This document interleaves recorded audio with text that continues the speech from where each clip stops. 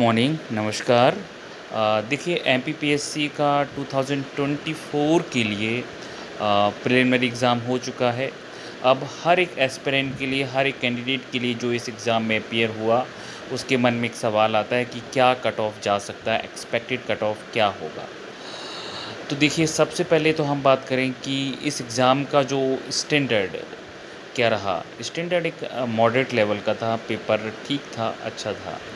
दूसरा सवाल ये है कि पैटर्न चेंज हुआ था, सिलेबस चेंज हुआ था, पैटर्न नहीं सिलेबस चेंज हुआ था।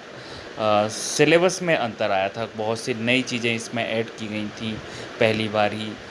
ट्राइब्स को ज़्यादा ऐड किया गया एमपी में। अगर हम देखें एमपी के जो एक यूनिट पूरी की पूरी बदल दी गई। यूनिट फर्स्ट को ऐड किया गया नए सिरे से। नए उसमें सिलेबस के नए बहुत से नए टॉपिक्स को जोड़ा गया। तो इस तरह से अगर देखा जाए तो काफ़ी कुछ अंतर आया था, काफ़ी कुछ चीज़ें बदली हुई थी।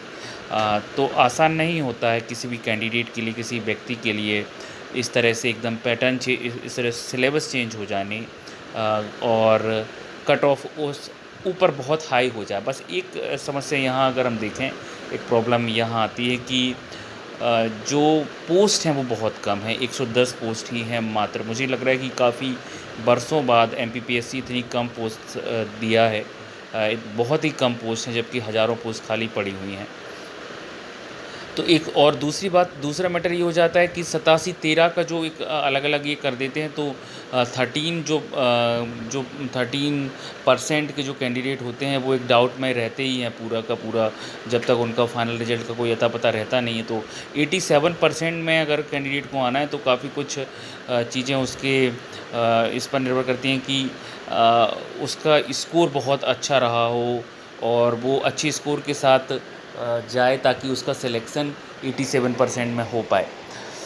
तो हम देखें कट ऑफ, मुझे लग रहा है कि 75 से तो निश्चित तौर पर ऊपर ही जाएगा, क्योंकि पोस्ट कम है। अगर पोस्ट कम ज़्यादा होती, यही 350-400 पोस्ट होती हैं अगर 350 के आसपास, तो फिर ये 70 के आसपास हो जाता और मुझे लग रहा है 68-69 पर चला जाता, 68-67 तक भी जाता जनरल।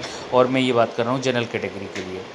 अभी अगर हम देखें तो 75 के आसपास मुझे लग रहा है कि 75 से 78 के बीच ये कट ऑफ रहेगा।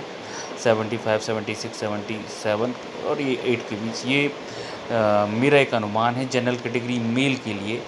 आपका क्या स्कोर हो रहा है आपका? अभी देखिए स्कोर में निश्चित तौर पर 2-4 सवालों में बदलाव आएगा, जो भी आपने मिलाया है विभिन्न कोचिंग संस्थानों के आंसर की के साथ, तो उसमें 2-4 सवालों में अंतर निश्चित तौर पर आएगा। तो उसको सबको आप हटा दीजिए। लेकिन अगर आपके रफली 75 क्वेश्चन सही हो रहे हैं, तो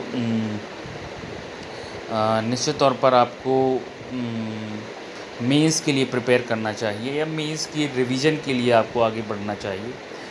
मेरा ऐसा मानना है। आप बताइए आपके कितने मार्क्स आ रहे हैं, कितने क्वेश्चन सही हुए हैं पेपर 1 में, और कमेंट में ज़रूर बताइएगा। मेरी शुभकामनाएं आप सभी के साथ हैं। बहुत बहुत धन्यवाद।